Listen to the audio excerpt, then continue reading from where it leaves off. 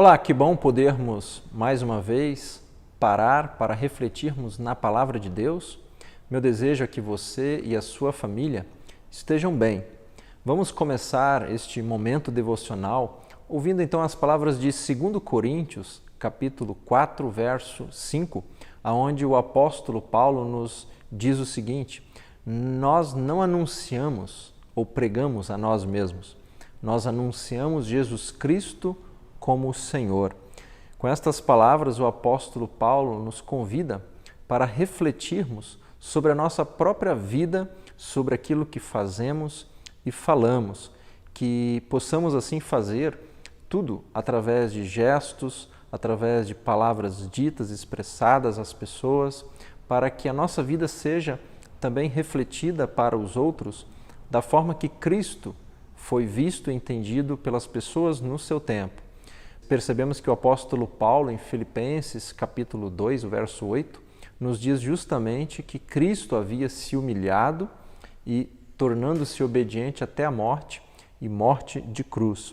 Nesse tempo de Quaresma, nós somos convidados a olhar para o Cristo crucificado e como nós somos chamados a segui-lo, o que isso implica, então, para a nossa própria vida em pleno século XXI e em meio à pandemia em que vivemos. Que nós possamos ser sal da terra, luz do mundo, que possamos deixar a boa nova do Evangelho como um perfume ser sentido pelas pessoas que nós vivemos e convivemos.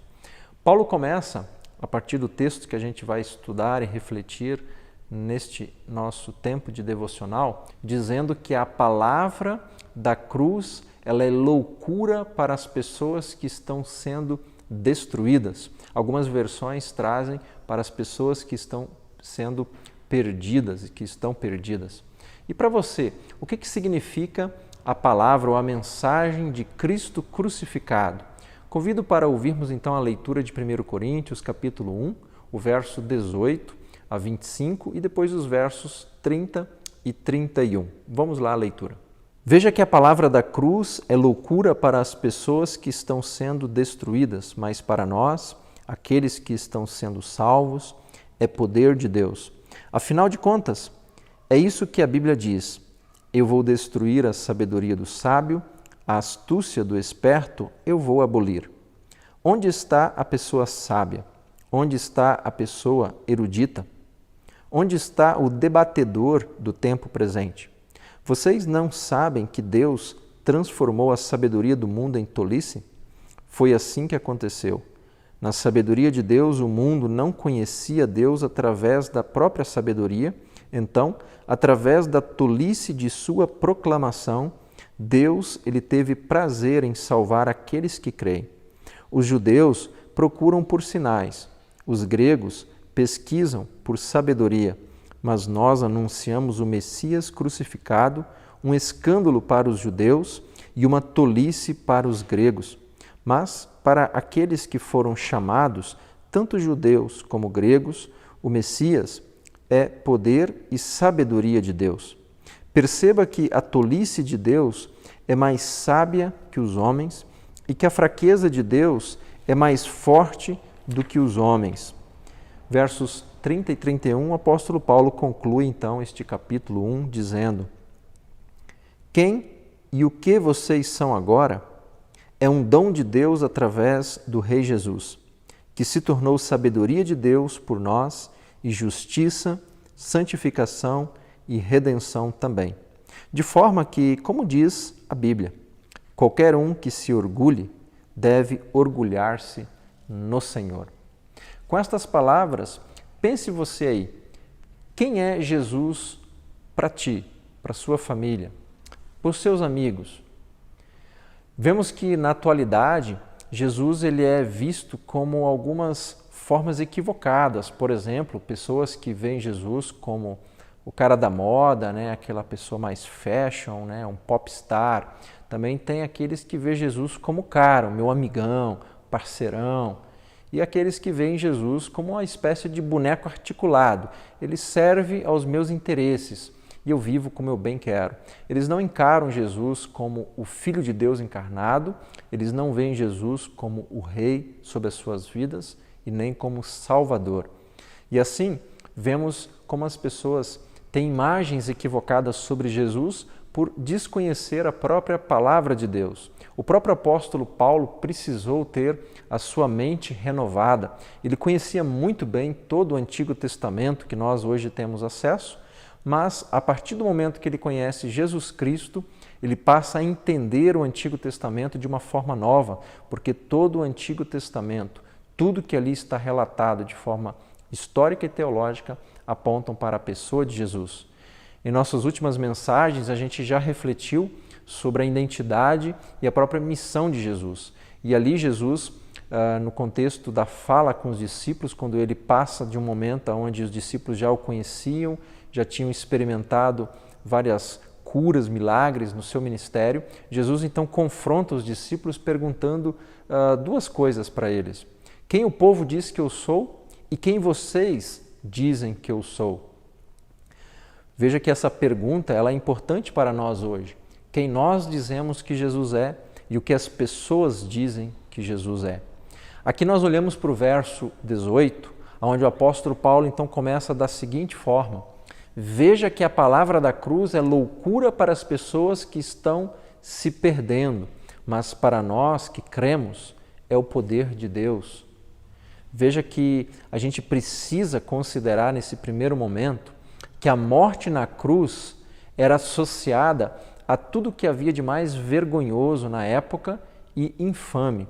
Falar então da salvação somente por meio do sofrimento e da morte de um homem crucificado era um modo garantido de despertar o mais profundo e puro desprezo naquela época, e creio que ainda não mudou no nosso tempo. Muitas pessoas têm dificuldade de aceitar o Cristo crucificado. A gente olha para Jesus como aquele que tem poder para me conceder tudo o que eu preciso. Jesus ele explica citando um trecho como uma mensagem, ela pode ter uma compreensão oposta daquilo que as pessoas entendem. Veja que o apóstolo Paulo cita as Escrituras no verso 19, quando ele diz: afinal de contas, veja o que a Bíblia diz, eu vou destruir a sabedoria do sábio e também a astúcia do esperto eu vou abolir ou ignorar, deixar de lado, não serve para nada. Veja que aqui então é citado Isaías capítulo 29, um contexto no qual o próprio profeta ele anuncia algo que depois o próprio Jesus ele reproduz, dizendo novamente, pois o próprio contexto ainda não havia mudado tanto assim. Então, a profecia de Isaías é para que o evangelho ele seria justamente algo ofensivo para a sabedoria humana. Olha o que Isaías diz e Jesus também reproduz com as mesmas palavras praticamente. O Senhor disse: eu sou o povo no qual vocês vêm até mim, mas fazem uma espécie de showzinho. Dizem coisas bonitas, mas o coração de vocês está longe daquilo que me agrada. Vocês fazem de conta que me adoram, mas é tudo encenação. Vou então entrar em cena, Deus diz, e vou sacudi-los até que acordem, e aí vou deixá-los atônitos. Os sábios, que se achavam então capazes, naquele contexto, de explicar tudo, farão papel de tolo, como é nos dias de hoje. Veja que os inteligentes que pensam saber tudo, eles são justamente descobertos a não saberem nada de verdade sobre a própria palavra de Deus. Acreditam que a palavra, o evangelho é loucura, é escândalo. Continuando no verso 20, o apóstolo Paulo diz o seguinte: onde está a pessoa sábia? Onde está a pessoa erudita que sabe tudo? Onde está aquela pessoa que gosta de ficar debatendo sobre todos os assuntos no presente tempo? Você não percebe que Deus transformou a sabedoria do mundo em tolice? Para você e pense, Deus consultou alguém quando ele arquitetou o plano de salvação, quando ele criou o mundo? Será que ele pesquisou a opinião de alguém? Seria alguém, por acaso, capaz de elaborar um plano de redenção apenas com base na sabedoria humana? Alguém poderia pensar qualquer palavra de Deus que não viesse do próprio Deus? A resposta é um não enfático. O que Paulo ele está dizendo é que Deus transformou a sabedoria do mundo em tolice, ou seja, que todos os sistemas filosóficos pelos quais os seres humanos se baseiam acabam tendo sentido nenhum diante do Evangelho, por terem um conceito falso de Deus e da própria revelação de Deus no mundo. O apóstolo Paulo ainda diz no verso 21, foi assim que tudo aconteceu. Na sabedoria de Deus, o mundo não conhecia Deus através da sabedoria, então, através da tolice de sua proclamação, Deus teve prazer em salvar aqueles que creem. Veja que, basicamente, o homem ele é incapaz de conhecer a Deus através da sua própria sabedoria, do seu próprio entendimento. Não adianta nós acharmos que a leitura excessiva da Bíblia e o muito estudo levará alguém a crer em Deus. É uma obra do Espírito Santo. É a primeira grande obra de Deus nas nossas vidas, quando alguém pode dizer que Jesus é Senhor e Salvador. Veja que durante séculos, Deus ele ofereceu aos seres humanos a oportunidade de conhecê-lo, mas as pessoas sempre o recusaram. Então, a partir da iniciativa de Deus, por intermédio da mensagem da cruz, por meio então de uma pregação que parece loucura para os homens, Deus vem e salva aqueles que creem. Veja que a loucura da pregação ao qual Paulo se refere diz respeito à cruz de Cristo, ao Cristo, o Rei crucificado. Sabemos nós que cremos, evidentemente, que não é loucura, mas parece ser para a mente autossuficiente do ser humano. Veja que, de acordo então com o comentarista bíblico, o versículo 21, ele aqui abrange uma filosofia completa da história da humanidade. E seriam necessários vários livros para desenvolver o próprio conteúdo que Paulo traz só nesse um verso. Por isso, não devemos considerá-lo de modo apressado e, inclusive, a gente deveria de ponderar com grande atenção as verdades aqui contidas e magníficas no que diz respeito, então, ao agir soberano e gracioso de Deus no mundo. Seguindo o verso 22, quando Paulo nos diz que os judeus procuram por sinais e os gregos pesquisam pela sabedoria para entender e compreender todas as coisas, vemos que não é diferente hoje. As universidades rejeitam a fé cristã, o cristianismo ou a religião em detrimento da ciência. Para um professor universitário hoje que não é cristão, não crê mais no cristianismo, por exemplo, para eles a grande verdade, a grande revelação é a ciência. O que a ciência pode dizer de algo, isso é a verdade. Então, percebe que na nossa atualidade, essa postura grega e judaica ainda é muito real, muito presente. Muitos hoje procuram na religião apenas pelos milagres, pelos fenômenos. As pessoas não procuram aquele que realiza ou pode realizar algo em definitivo e real, como já realizou na história. Era então característico, olhando para os judeus que Paulo aqui descreve, que eles queriam ver sinais. Sempre de novo, os líderes religiosos vinham até Jesus pedindo por um sinal, por um milagre. Eles estavam sempre dispostos a dizerem que viriam a crer desde que lhe fossem mostrados algum milagre. Veja que em Mateus capítulo 12, verso 31, vemos ali descrito o seguinte: alguns judeus ou fariseus chegam para Jesus Cristo, perguntando para ele: Mestre, queremos ver um sinal miraculoso feito pelo Senhor. E em contrapartida, os gregos eles buscavam compreender todas as coisas através da sabedoria ou da filosofia, da arte do saber. Seu interesse maior, claro, era pela razão humana, por argumentos e pela lógica. Se não passasse por isso, eles não acreditariam, não aceitariam. Não que eles não tinham uma fé, mas eles acreditavam naquilo que a lógica, a ciência, a filosofia trazia ao conhecimento deles. Se era um conhecimento de Deus, uma revelação bíblica, eles não acreditavam por não quererem aceitar. Seguindo adiante, o versículo 23, o apóstolo Paulo ele diz assim: nós, diferentemente do que as pessoas esperam, anunciamos o Messias crucificado, um escândalo para os judeus e uma tolice para os gregos. Veja que o apóstolo Paulo aqui, ele não satisfaz os desejos nem de judeus, nem dos gregos. Antes, o que ele declara? Nós pregamos a Cristo crucificado. Como alguém certa vez comentou, que o cristão não é um judeu apegado a sinais e nem um grego apegado à sabedoria, mas um cristão apegado ao Rei em uma cruz. Isso é verdadeiramente ser cristão, crer em Jesus Cristo, o Rei crucificado. Então veja que para os judeus, o Cristo crucificado, ele é escândalo. Eles esperam um líder militar, ou esperavam, que os então libertasse da opressão de Roma. Em vez disso, o Evangelho lhes oferece um Salvador pregado em uma cruz vergonhosa.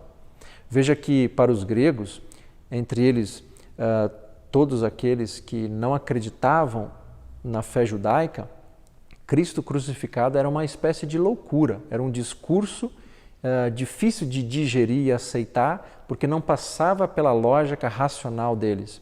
Eles não conseguiam entender, por exemplo, como que aquele Cristo do qual Paulo pregava havia morrido em aparente fraqueza e fracasso e ainda poderia resolver os problemas sociais, políticos e econômicos do mundo. Então é inadmissível crer em alguém assim como um rei.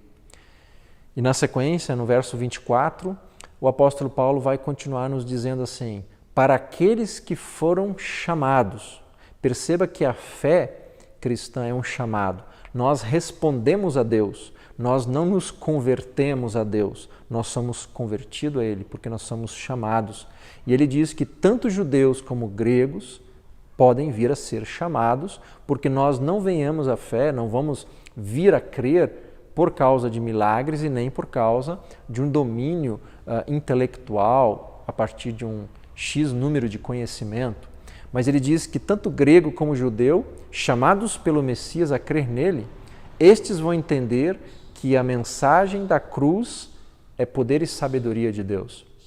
Aquilo então que judeus e gregos buscam ou buscavam pode ser encontrado de um modo maravilhoso na pessoa de Jesus Cristo. Então, para aqueles que atendem ao chamado e nele, em Cristo, creem, tanto judeus como gregos acreditam que Cristo é o poder de Deus e a sabedoria verdadeiramente revelada. Aos que então creem na palavra da cruz, não há nada mais necessário além de realmente depositar a sua fé em Cristo. Não há necessidade de milagres e nem de discursos inflamados. Basta então, como diz Paulo, a tolice de Deus para nos convencer a crer e obedecer. Então, finalmente, esse trecho termina onde Paulo diz no verso 25: perceba que a tolice de Deus é mais sábia que os homens e que a fraqueza de Deus é mais forte do que os homens. Aqui, na verdade, não há nem loucura e nem fraqueza em Deus. Há do ponto de vista humano, mas Deus vence em Cristo o pecado e a morte. Como o apóstolo Paulo afirma aqui no verso 25, o que parece loucura aos olhos dos homens é com efeito infinitamente superior e mais excelente das sabedorias encontradas na terra. Aquilo então que aos nossos olhos parece fraqueza, da parte de Deus, na realidade, é mais forte do que qualquer coisa que os homens são capazes de imaginar ou de produzir. Ainda hoje, então, vemos que a mensagem da cruz é escândalo para as pessoas de viés judaico e loucura para aqueles de um viés mais grego, que quer aceitar ou de uma forma milagrosa o Deus dos milagres ou quer chegar a Deus por meio da razão. Veja que nós devíamos nos perguntar o que é a mensagem da cruz para nós, o que ela significa. É algo que realmente nos escandaliza, é verdade, mas ela é a mensagem e o poder de Deus para a salvação de todo aquele que crê. Por que me viste, creste, né? Jesus dizendo para Tomé, felizes os que não me viram e creram. Do que você, pense aí, do que você precisa para crer na mensagem da cruz? Sabedoria humana? Você talvez precise de milagres e sinais miraculosos? Talvez você espere uma visão, você está esperando por uma cura para depositar a fé em Deus? Talvez uma prosperidade financeira, saúde restaurada, um novo emprego ou o primeiro emprego, ou algum sentimento ou alguma emoção restaurada, ou alguma vitória ou uma grande conquista. Afinal de contas, o que para você é essencial para crer em Jesus Cristo? Espero que, assim como Paulo prega, que seja a própria revelação do Evangelho aos teus ouvidos, porque a fé vem pelo ouvir, diz o apóstolo Paulo, e que isso baste a sua vida, a vida de todas as pessoas. Por isso nós somos chamados a comunicar, a dizer e falar do Evangelho a todas as pessoas, anunciando. E assim quero concluir dizendo que, enquanto o apóstolo Paulo estava ali confrontando gregos e judeus que se agarravam na própria noção de como Deus deveria de agir, o Senhor, o próprio Deus em Cristo Jesus, tinha suas próprias ideias, a sua própria maneira de fazer todas as coisas. E ele ainda não mudou de ideia até hoje.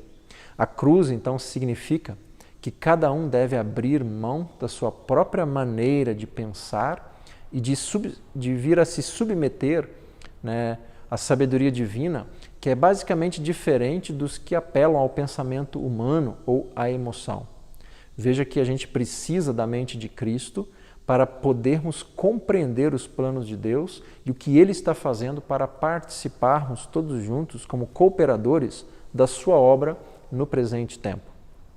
Então, finalmente, os versos 30 e 31, o apóstolo Paulo termina esse capítulo introdutório de 1 Coríntios dizendo assim: quem e o que vocês são agora é um dom de Deus através do Rei Jesus, que se tornou sabedoria de Deus por nós e justiça, santificação e redenção, de forma então que, como a Bíblia diz, qualquer um que se orgulhe, orgulhe-se então no Senhor.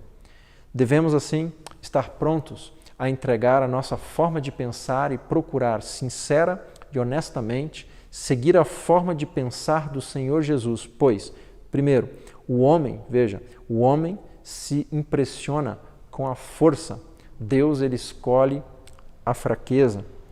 O homem, ele tem a tendência de se impressionar com a realização humana, com o sucesso.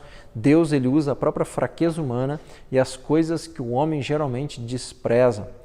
E ainda, a tendência humana é criar pequenos reinos ao redor de diferenças, por exemplo, me juntar a um líder diferente, a doutrinas diferentes, diferentes formas de batizar, diferentes gestos musicais.